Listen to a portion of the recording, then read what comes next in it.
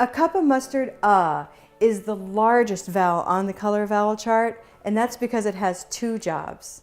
The first is that it's the sound in cup and mustard. But it's also a sound called schwa. Schwa is the opposite of stress, and it's found in the words and in a cup of mustard. Here's how it works. Take a word like banana. Banana, banana.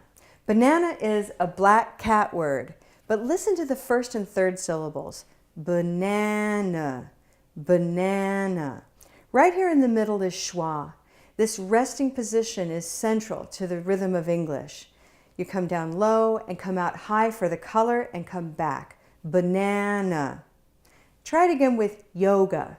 Yoga is a rose boat word, but listen to the second syllable. Yoga, yoga. So yoga has a schwa sound in the second syllable. We come back to a cup of mustard time and again. It's the most frequently used sound in English. So start noticing the schwa between the color vowels, and you'll be using the rhythm of English.